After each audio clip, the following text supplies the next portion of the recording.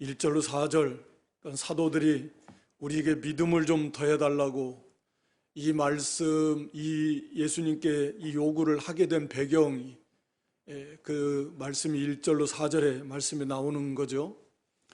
그래서 물론 1절로 4절의 내용은 그 실족해 하는 죄, 실족해 하지 말라, 죄의 심각성에 대해서 말씀하고 또 용서에 대해서 이제 말씀하는 그런 내용인데, 거기 1절에 보면은 현실을 예수님께서도 인정하시는 거죠. 실족해 하는 일이 없을 수는 없다. 이 세상에 또 교회 안에서 우리가 다 연약함으로 완전한 사람들이 아니잖아요. 그건 당연하다라는 말이 아니라 현실을 인정하는 그럴 현재의 상태가, 우리의 상태가 불완전하다는, 없으면 좋겠지만 현실적으로 일어나고 있다, 이제 그런 의미죠. 그러나 한 가지 알아야 되는 것은 실족해 하는 자에게, 없을 수는 없지만 그러나 실족해 하는 자에게는 화가 있다 라고 말씀하고 있습니다. 그래서 그것이 얼마나 심각한 문제인가 하는 것을 거기 2절에서 말씀하는데, 저가 이 작은 자 중에 하나를 실족해 할진데 차라리 연자맷돌을 그 목에 매이고 바다에 던지우는 것이 나으리라 라고 이렇게 말씀합니다. 물론 여기 이 작은 자는 예수님을 믿는 그런 작은 믿음이 연약한 자, 또 물론 실제로 나이가 어린 아이 일 수도 있고, 또 육신의 나이를 떠나서 이제 예수 믿은 지 얼마 안 되고, 혹은 예수를 믿었어도 믿음이 아직 자라나지 못한 그런 연약한 지체들 일 수 있습니다. 다시 말하면 그러한 사람일수록 상처받기 쉽다. 상처받기 쉽잖아요. 또 아직 자라지 못해서 잘 모르고 행했을 수도 있고, 잘못했을 수도 있고, 그런 작은 자, 물론 이건 작은 자 중에 하나라는 의미 속에는 이미 작은 자조차도 그렇다고 하면 장성한 사람이 누구든지 다 포함하는 그런 표현인데, 한 사람이라도 실족해 한다는 건 죄짓게 하면, 범죄케 하면, 또는 믿음에서 떠나게 한다면 그런 것들이죠. 그렇게 만약에 원인 제공을 하게 된다, 또는 그러한 일을 하게 되면 그 사람은 차라리 큰 맷돌을 목에 메이고 바다에 던지는 것이 더 낫다. 바다에 빠져 죽는 것이 더 낫다. 그러니까 형제를 실족해 할 바에는 차라리 죽는 것이 더 낫다. 그런 의미잖아요. 그러니까 형제 한 사람을 실족해 하는 것이 얼마나 심각한 것인가, 우리 주님께서 주시는 말씀이에요. 맷돌을 목에다 메고 깊은 바다에 빠지면 죽는 건데 차라리 그게 낫다라는 거죠. 죽는 게 더 낫다는. 그만큼 우리가 이 죄의 심각성, 죄의 심각성에 대해서는 우리가 이제 마태복음에서도 눈이 범죄하면 눈을 빼버려야 된다, 손이나 발이 범죄하면 그거 찍어버려야 된다, 그 죄의 심각성에 대해서 말씀하고 있는데, 오늘 여기는 특히 이 형제를 실족해 하는 죄에 대해서 말씀하는 거잖아요. 그래서 형제를 실족해 할 바에는 차라리 물속에 빠져 죽어라. 이 말씀만 우리가 항상 마음에 새겨도 이 형제를 실족해 하는 그런 죄, 이게 얼마나 심각하고 무서운 그런 죄인가 하는 것을 우리가 알 수가 있습니다. 그래서 오히려 형제를 이렇게 세워줘야 되고, 약한 형제를, 로마서 14장 13절의 말씀 한번 띄워줘 보세요. 로마서 14장 13절 안 됐나요? 제가 한번 읽도록. 그런즉 우리가 다시는 서로 판단하지 말고 도리어 부딪힐 것이나 거칠 것, 걸려 넘어질 것, 형제 앞에 두지 않도록 주의해야 됩니다. 연약한 형제들, 그 형제들 또는 어떤 형제들이든지 그들이 걸려 넘어지지 않도록 이렇게 조심해야 돼요. 또 로마 14장 15절에 보면은 형제를 근심케 하는 이유는 너희가 사랑으로 행하지 않기 때문에, 사랑이 없기 때문에 결국 그렇게 된다라고 하는 것입니다. 그리고 거기 로마서 15장 1절 2절에 보면 우리가 다 여기 연약한 자, 약점을 담당하고 자기를 기쁘게 하지 않아. 자기를 기쁘게 하지 말라. 형제를 기쁘게 하라는 거예요. 형제를 기쁘게 하고 세우도록, 덕을 세우도록, 그 사람을 세워주도록 힘을 써야 된다라고 말씀하고 있습니다. 그러니까 사랑은 이렇게 덕을 세워나가는데 지식은 교만하게 한다. 우리 고전 8장 1절 이하에 보면 지식만 앞세워 나가면 교만하고 자기를 자랑하고 자기를 높이고 상대방을 무시하고 그래서 상대방이 실족하고 또 상대방이 더 잘못 이렇게 비판하고 형제로 하여금 그렇게 시험에 들고 실족하고 믿음에서 떠나게 되고 이게 결국은 다 사랑이 부족해서 그런 것이고 그것이 얼마나 이게 하나님의 나라를 깨는 거잖아요. 깨는 거. 하나 된 거, 성령이 하나 되게 하신 것을 힘써 지켜야 됩니다. 평안에 매는 줄, 평화의 세계를 깨트려 버리면 하나님의 나라를 깨트리는 거예요. 하나님의 나라, 그리스도께서 피로 값주고 사신 형제를 망하게 하지 말라 그랬는데, 그러니까 이것이 얼마나 심각한 것인가 하는 것을 항상 기억을 해야 됩니다. 오늘 예수님께서는 작은 형제, 믿음의 형제 하나 범죄케 하면 차라리 물에 빠져 죽어라 그렇게 할 바에는 이만큼 이것이 심각한 문제예요. 하나님의 나라를 무너뜨리는 것이고 주님의 피로 값주고 사신 형제를 망하게 하는 것, 이런 죄의 심각성을 우리가 알아서 어떻게 하든지 형제를 세워줘야 되고 또 형제를 기쁘게 하고 그런 그 성숙한 신앙, 그런 믿음이 되도록 해야 됩니다. 자기를 기쁘게 하지 말고 우리 예수님은처럼 자기를 기쁘게 하시는 거 아니에요.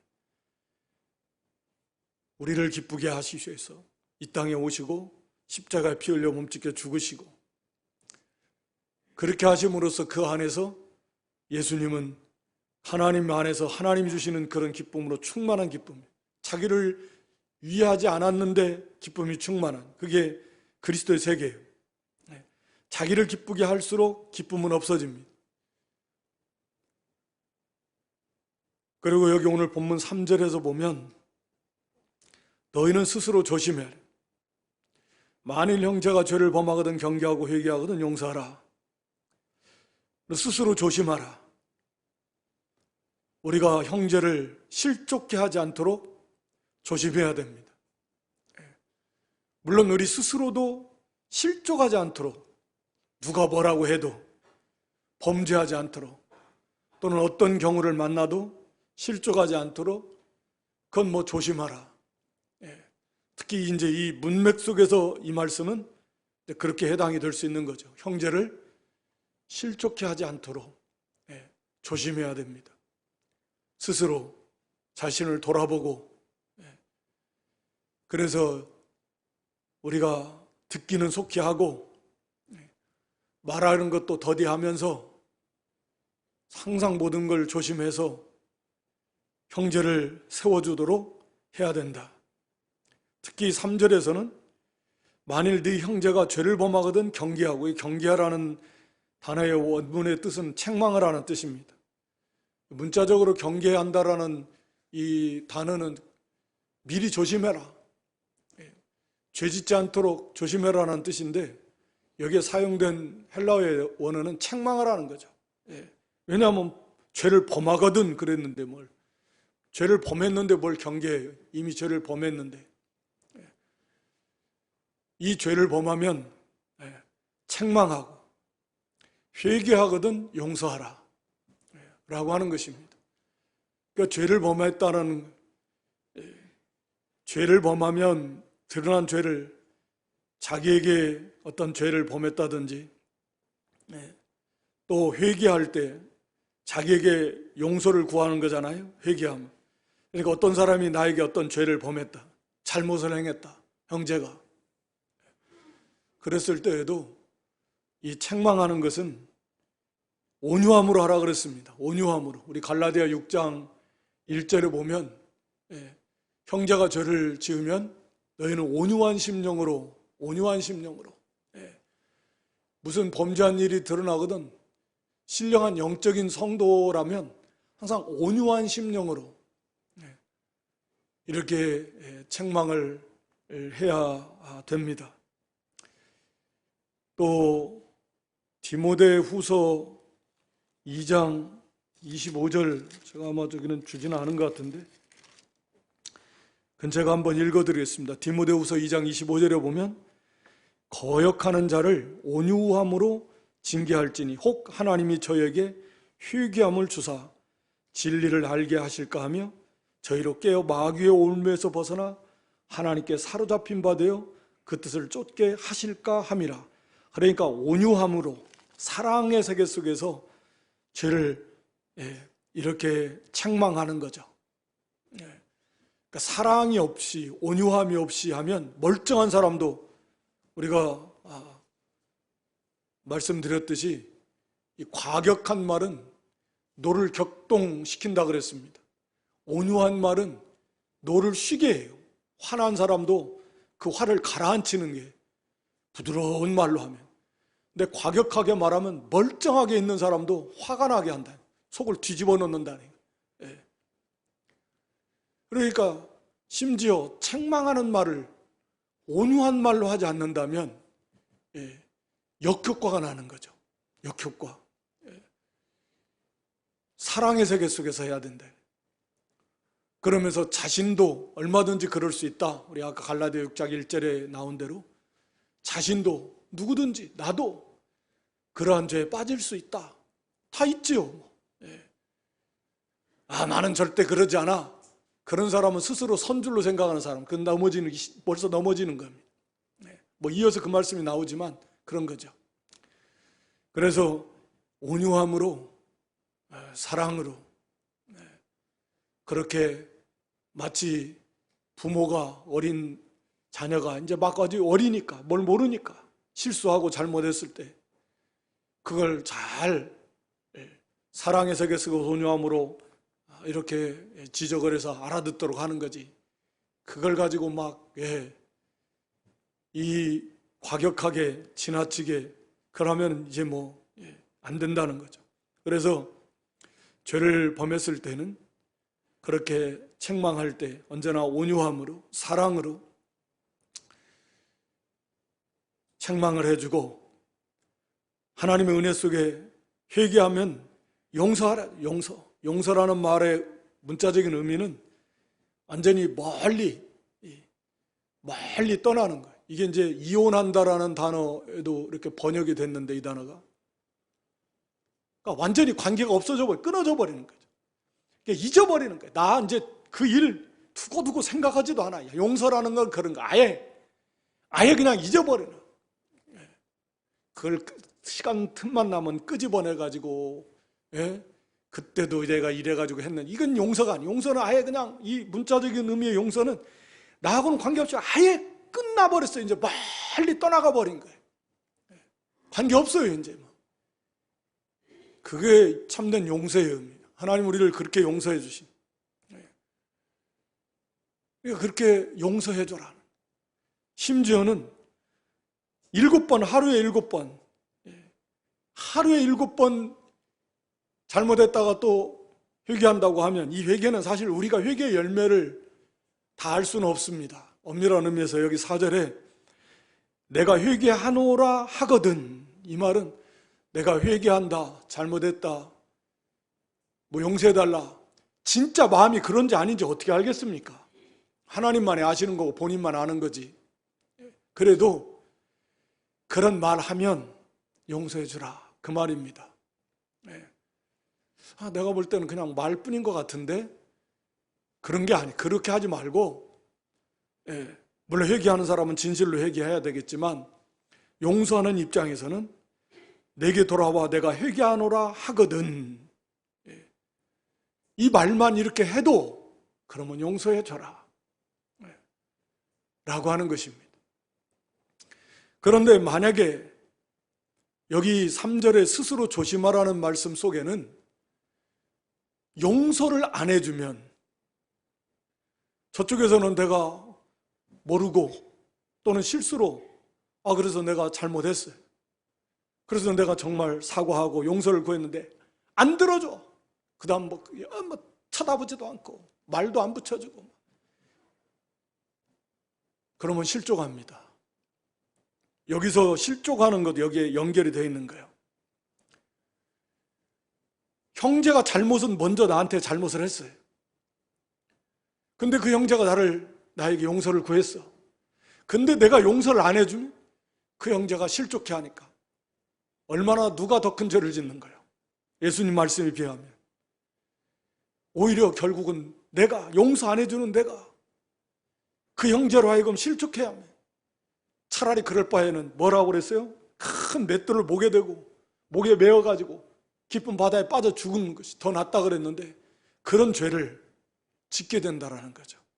그러니까 용서해 줘야 돼요. 우리가 늘 주기도에서 하듯이 우리가 형제 죄를 용서해 준 것처럼 우리 죄를 용서해 줘. 우리가 하나님 앞에 죄를 얼마나 많이 짓고 삽니까? 하루만 해도, 마음으로, 생각으로, 뭐 말과 행실까지 포함 안 하더라도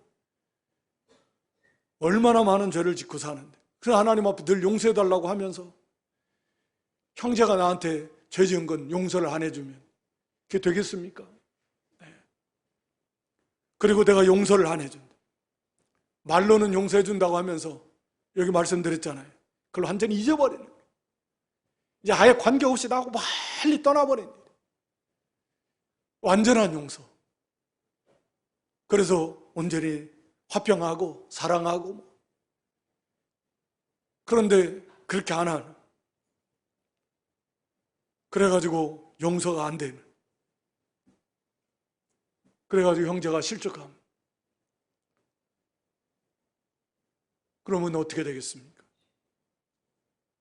죄를 안 짓는 것 중요한데 우리가 용서 못하는 거 많아요. 네. 그로 인해서 형제가 실족하게 되면 이건 참 보통 문제가 아니다 라고 하는 것입니다. 하루에 7번이라도, 물론 뭐 7은 만수니까 몇십 번, 몇백 번이라도, 몇천 번이라도 끝도 없이 와서 잘못했다고 하기만 하면 용서해 줘야 된다. 그리고 그건 이제 진실서 여부는 하나님과의 관계 속에서 해결할 문제고, 우리는 용서해 줘라. 그러니까 참 사도들이 믿음을 더해달라, 좀 믿음을 더해달라. 자기들은 여기에 보니까, 비춰보니까, 이렇게 예수님 말씀에 비춰보니까 이거 참 너무 믿음이 부족하다. 그걸 깨닫는 거죠. 하루에 7번이야. 1번, 2번, 3번, 우리 흔히 할 3번, 3번까지는 참는다 내가. 물론 3도 만수긴 한데, 예. 근데 뭐 이렇게, 근데 이건 뭐 제한이 없다, 제한이 없어요. 제한이 없이 이렇게 회개한다고 하면 용서해 줘야 된다. 이런 사랑, 이런 믿음이 있어야 된다. 그래서 믿음을 좀 더해달라고. 우리가 너무 믿음이 부족합니다. 사도들도 그렇겠는데 우리는 또 얼마나 그렇습니까? 예. 믿음을 좀 더해달라고. 믿음 없는 것 불쌍히 하게 달라고. 그러니까 예수님께서 이 믿음의 문제에 대해서 지금 말씀하시는 거죠. 6절 이하에. 6절의 말씀 우리가 잘 아는 대로 믿음의 어떤 크기의 문제라기보다는 질적인 문제다. 생명 있는 믿음이다. 생명, 겨자씨.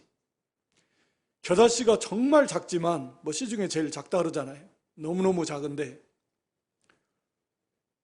아무리 작아도 생명이 있으면 그 역사가 일어난다. 이 겨자씨 믿음의 비유의 핵심은 그거죠.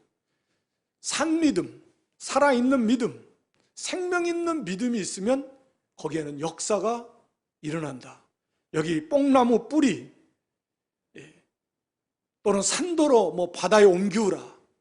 이건 큰 역사, 우리가 뭐 힘으로 능으로 할 수 없는 그런 일들, 그런 것들도 바로 이런 생명 있는 믿음이 있으면 얼마든지 그런 변화의 역사가 나타나고 또 이기는 역사가 나타나고, 이 믿음이 생명이 있느냐 없느냐의 문제다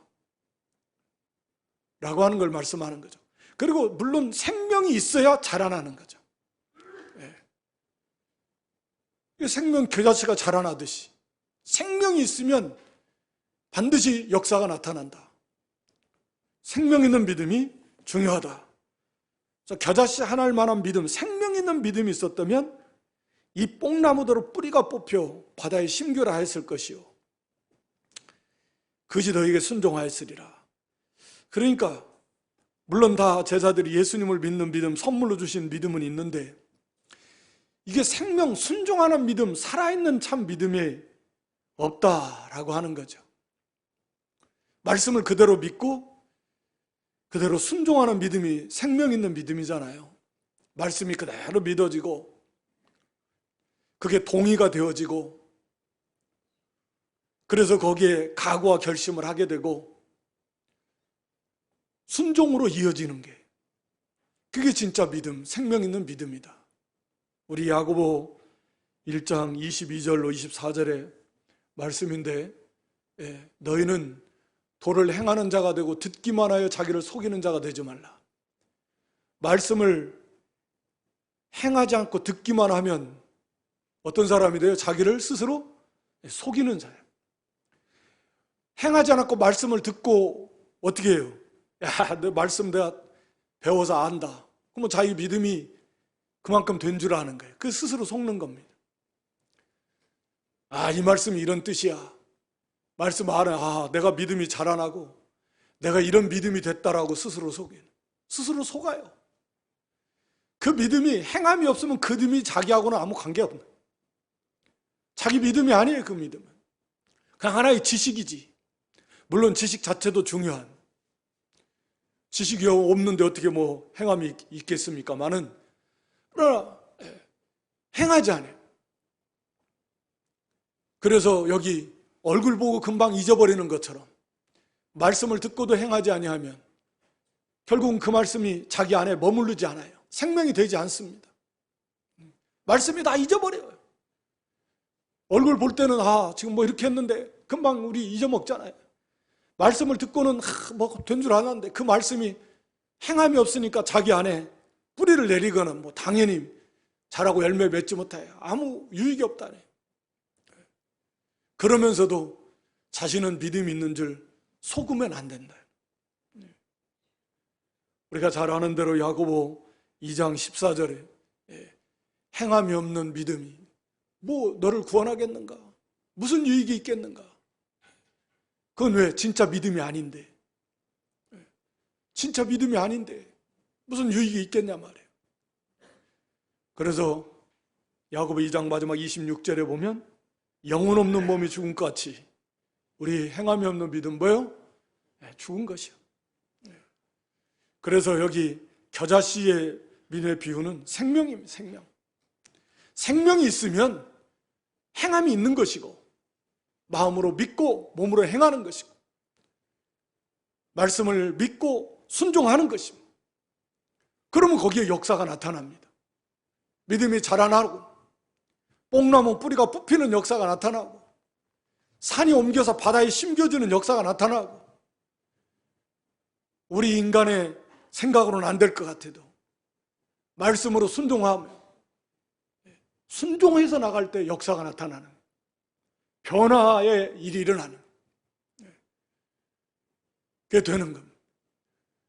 뽕나무 뿌리와 같이 깊은 욕심, 이기주의, 교만, 참 뽕나무 뿌리보다도 더 깊은 거죠. 이게 문제예요.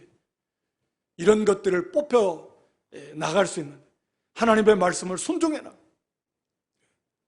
그런 것들을 다 이겨나가라. 욕심도 이겨나가, 교만도 깨트리고, 이기주의, 개인주의도 다 깨트려 나가. 그렇게 해서 하나님의 참 사랑의 세계, 믿음과 사랑의 세계, 믿음이 없는데, 믿음과 사랑은 뗄 수 없는데, 믿음의 시작이 사랑의 우리 베드로 사도를 통해 믿음에서 사랑으로 완성에 이르기까지, 믿음이 없는데, 순종함이 없는데 그 사랑의 세계로 간다는 것은 말이 안 맞습니다. 물론 믿음 가운데 사랑의 세계 속에서 믿음의 역사를 하는 거지만 같이 가는 건데, 그래서 참으로 생명 있는 믿음이 중요하다. 겨자씨와 같이 작은 생명 있는, 아무리 작아도, 그러니까 우리 삶 속에서 막 큰 산을 옮기려고 하는 뭐 그런 일부터 하지 말고, 지금 나의 주어진 삶 속에서 우리가 행해야 될 그런 일들부터 믿음으로 행하는, 작은 것부터라도, 사실 엄밀한 의미에서 작진 않지만 크고 유대한 일이지만, 생명의 일이지만, 그렇게 하나하나 믿음으로 지켜나가면 그 생명의 역사가 나타나기 시작해요. 믿음을 쓰라는, 생명 있는 믿음, 겨자씨와 같은 믿음. 그럼 반드시 역사가 나타난다. 뽕나무 뿌리가 뽑혀지는 역사가 나타난다. 산이 옮겨지는 역사가 나타나게 되어 있다. 그러면 그게 큰 믿음으로 자라나는 거죠. 처음부터 무슨 큰 믿음 주시옵소서 그런 게 아니라, 믿음의 원리, 생명의 원리에 대해서 주님이 말씀한, 한 가지 또 주의할 것은 거기 7절 이하에 종의 위치에서 언제나 그런 중심을 가지고 순종해야 된다. 교만하지 말라는 거예요. 또 뭘 기대하지 말라는 거예요. 여기 종의 비유가 그거잖아요.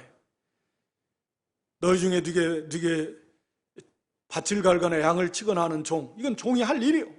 밭 갈고 양 치고, 집안에서 또 주인 식사하려면 식사 준비해가지고 식사하도록 시중 들고, 이게 종이 할 일이다. 마땅히 자기 할 일인데,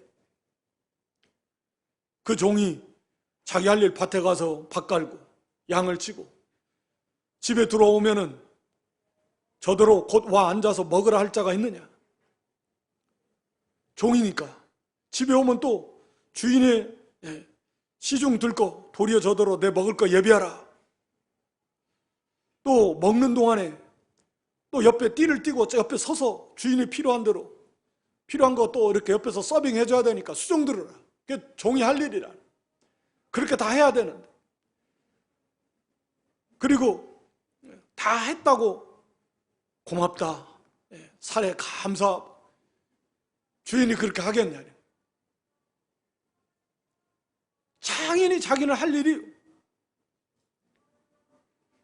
그러면서 10절에 가면 이와 같이 명령받은 것을 다 행한 후에 이르기를 우리는 무익한 종이다. 우리 하야 할 일을 한 것뿐이다. 이런 자세로 하나님의 일을 하고 말씀을 순종하면서, 내가 이거 하면 밭을 치고 양을 치고 나가면, 가면 수고했다, 어서 와라, 아이고 좀 쉬어라, 피곤하지, 어깨 주물러 줄까, 이거 좀 마셔라, 그런 거 기대하지 말라는 거예요. 그거 좀 알아주지, 누가 알아줘야 되는데 내가 이거 했는데 알아주지도 않고, 그런 거 기대하지 말라는 거예요. 기대하지 마세요. 그냥 나는 무익한 종, 나 같은 거, 이거 나 같은 것을 네가 할 수 있도록 해준 거 그냥 감사해. 뭐 칭찬 기대하지 말고, 알아줄 거 기대하지 말고, 나 힘들어 죽겠는데 이걸 또 해? 그거 당연히 할 일이야. 밥 갈고 양치고 집에 들어오니까 또 다 이것도 식사 준비하고 옆에 서 있다가 하나님 말씀 다, 나는 무익한 종입니다, 이런 마음으로 벌써 이런 세계에 들어간 사람 믿음이 좋은 사람 아니? 뭘 기대하지 말고,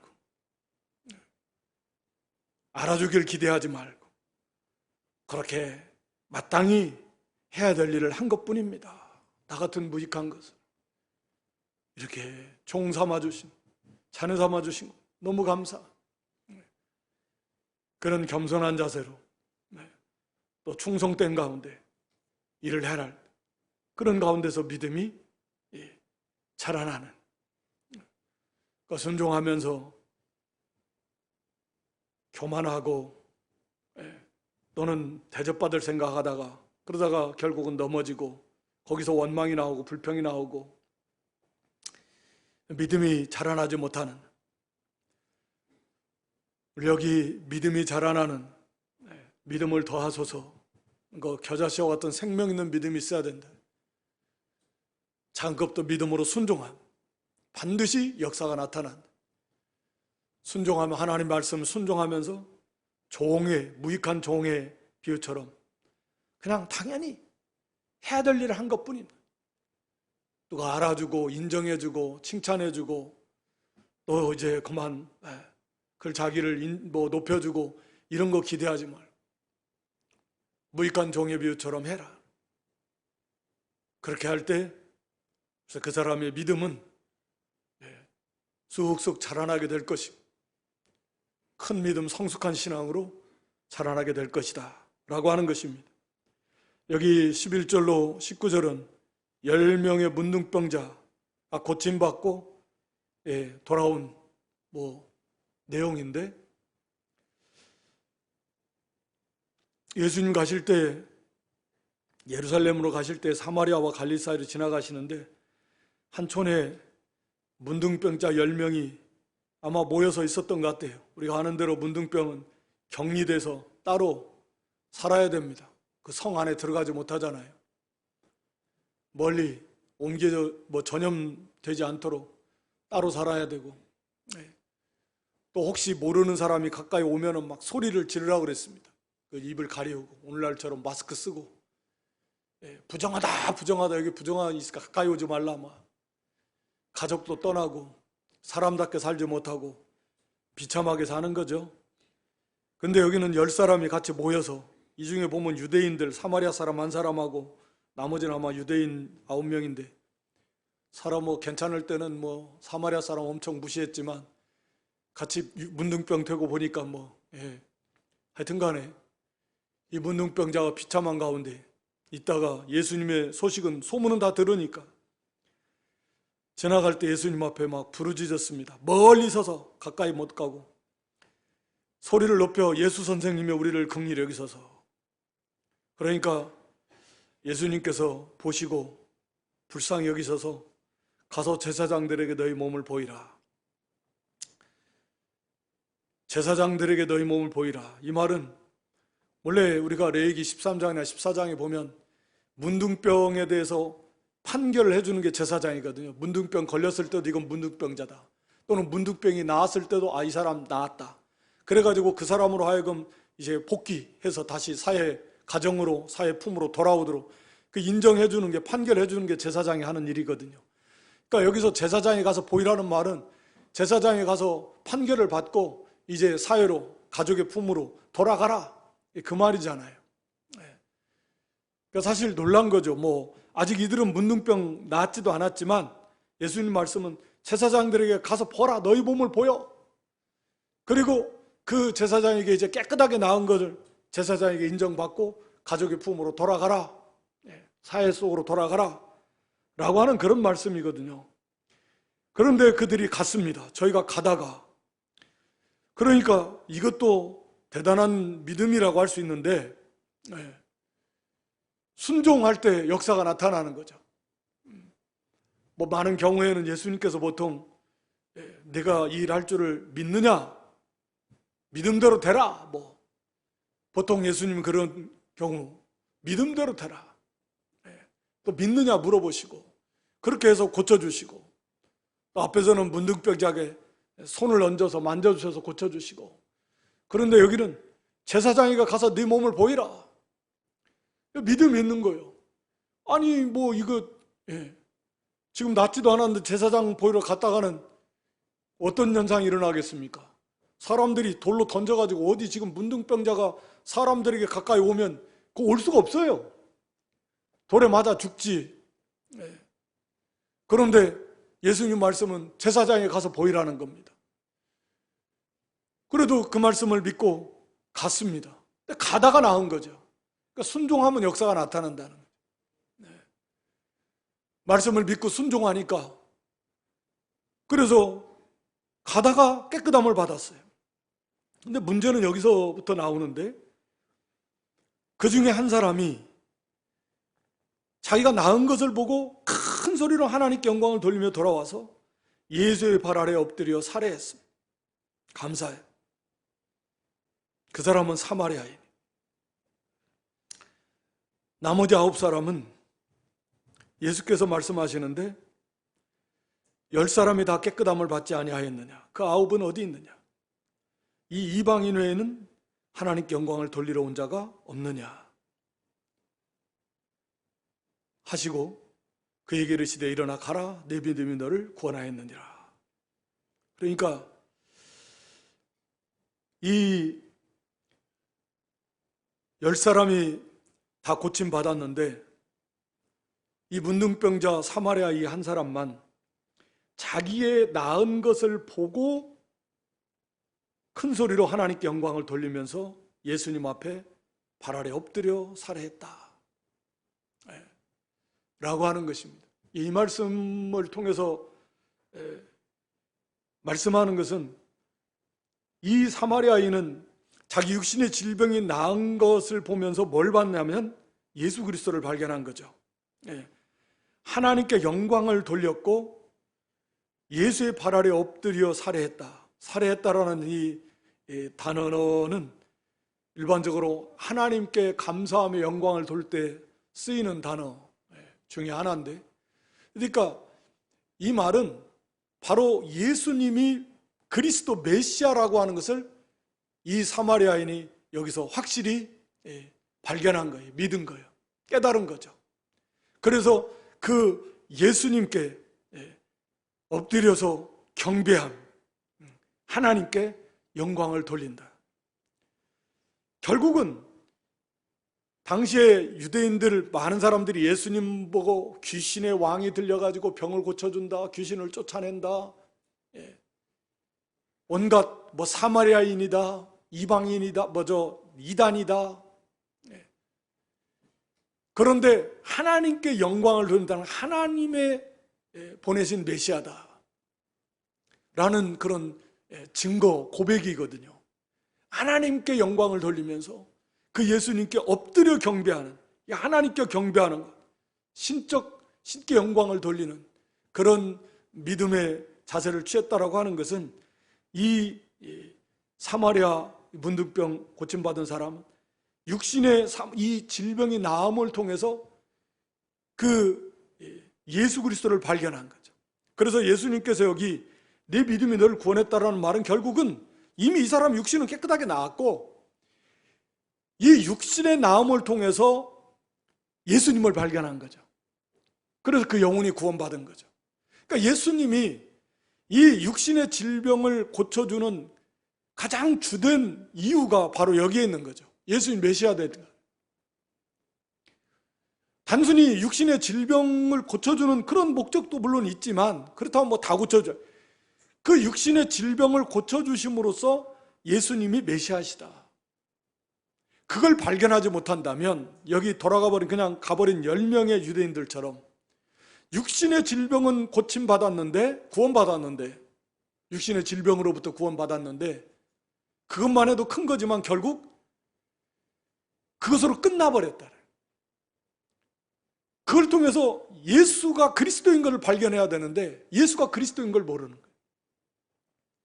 육신의 기쁨에 취해가지고 빨리 가가지고 가족들 품에 가고 싶은, 정말 예수님을 발견한 사람은 거라사 귀신 들린 사람도 그랬듯이 예수님 발 앞에 예수님을 따라가, 예수님 따라가기로, 예수님 발견하니 자기도 물론 육신적으로 빨리 돌아가서 가족과 함께 사랑하는 자녀들도 있을 수 있고 아내도 있고 부모도 있고 형제도 있고 짐승처럼 살았던 그 세월 이제 보상이라도 받아야 돼. 그러나 예수님을 발견한 사람의 특징은 그 예수님께 돌아오고 예수님을 따르는 걸 첫째로 삼고 예수님께 하나님께 영광을 돌리는. 그러니까 이 사마리아 사람은 육신의 질병을 고침을 통해서 그리스도를 발견하는, 이게 중요한 거죠. 나머지 유대인 9명은 육신의 질병의 고침을 받았는데 그 구원을 받았지만 결국은 영의 구원은 받지 못하는, 그리스도, 예수가 그리스도임을 발견하지 못하는 그런 안타까움. 그래서 핵심은 그거죠. 예수를 발견하는 것, 예수가 그리스도임을 깨닫고 믿는 것, 핵심입니다. 우리가 육신의 문제들도 마찬가지죠. 뭐 육신의 문제를 기도를 통해서 응답을 받을 때 육신의 문제가 해결된 것도 중요하지만 더 중요한 것은 그걸 통해서 하나님이 살아계심, 하나님을 향한 믿음, 예수님을 향한 그 믿음이 자라나고 더욱 견고해지고 하나님을, 예수님을 더 사랑하는, 그게 더 영적인 그런 생명있는 믿음에서 믿음으로 나가는 게 훨씬 중요한 거지.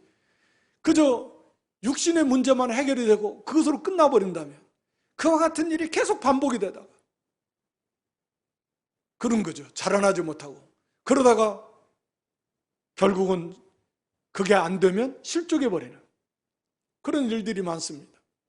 믿음을 떠나버려요. 예수님을 발견하지 못하고 예수님을 알아나가지 못하고 참 믿음에 거하지 못하는 그런 기복주의 또는 신비주의 그런 신앙들은 그래 자라날 수가 없는 거죠. 생명이 없고. 그래서 그런 일이 안 될 때는 그냥 떠나가 버리는 거죠. 주저앉아 버리는 거고. 예수 그리스도를 발견하는 이런 육신의 질병을 통해서도, 그래서 그 고침, 문제 해결을 통해서 하나님을 발견, 예수님이 그리스도인 걸 발견하고, 그리고 온전히 하나님께 영광을 돌리는, 그리스도께 영광을 돌리는, 온전히 감사하고, 이게 진짜 참 믿음. 뭐 구태여 믿음에 자라나는 것과 연결을 시켜본다면, 산믿음과 연결을 뭐 시켜본다면, 뭐 믿음의 세계니까 다 관계가 뭐 있지요.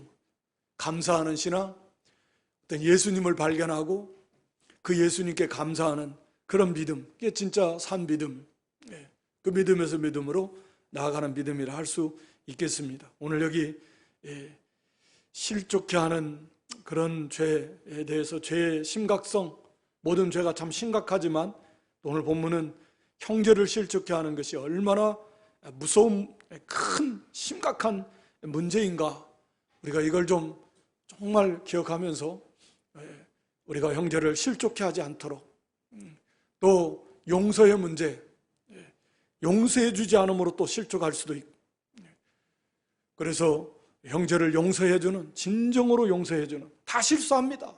나도 실수하고 상대방도 실수하고, 실수하지 안 하는 사람, 잘못 안 하는 사람이 어디 있겠습니까만, 그럴 때 우리가 또 회개하고 또 용서해주고, 그런 신앙, 믿음이 자라는 법, 겨자씨와 같은 생명 있는 믿음, 반드시 생명 있는 믿음, 역사가 나타납니다. 뽕나무 뿌리가 뽑혀나가는 역사, 말씀대로 믿고 순종하는데 역사가 안 나타나겠습니까? 나타나지. 산이 옮겨서 바다에 심겨지는 역사가 나타납니다.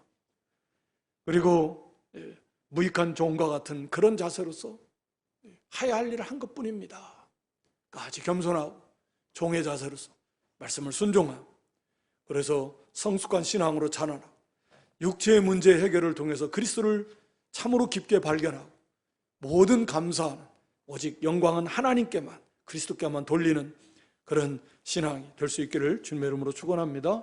아버지 하나님, 이 시간에도 하나님 이렇게 말씀을 통해서 우리 심령을 일깨워 주시고, 또 믿음이 이렇게 산 믿음이 되라고, 또 성숙한 신앙으로 자라나라고 권면해 주셨사오니, 우리가 이 말씀을 항상 마음에 새겨서 형제를 실족케 하는 그런 죄에 빠지지 않게 하시고, 또 항상 형제를 진심으로 용서해 주는 그런 성숙한 신앙으로 자라나게 해 주시옵소서. 우리에게 겨자씨와 같은 생명 있는 믿음 되어서 참으로 복나온 뿌리가 뽑혀서 바다에 심겨는 역사, 산이 옮겨져서 바다에 심겨지는 그런 놀라운 그런 역사들이, 변화의 역사가 나타나는, 이기고 승리하는 역사가 나타나는 그런 생명 있는 믿음들 되게 하시고, 우리가 무익한 종과 같이 언제나 온유 겸손한 가운데서 마땅히 해야 될 일을 한 것뿐입니다 하는 그런 자세로 하나님의 말씀을 잘 순종해 나가는 저희들 되게 해 주시옵소서.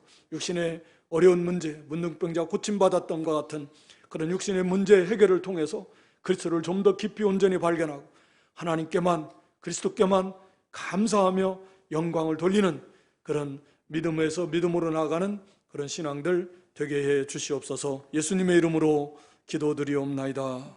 아멘.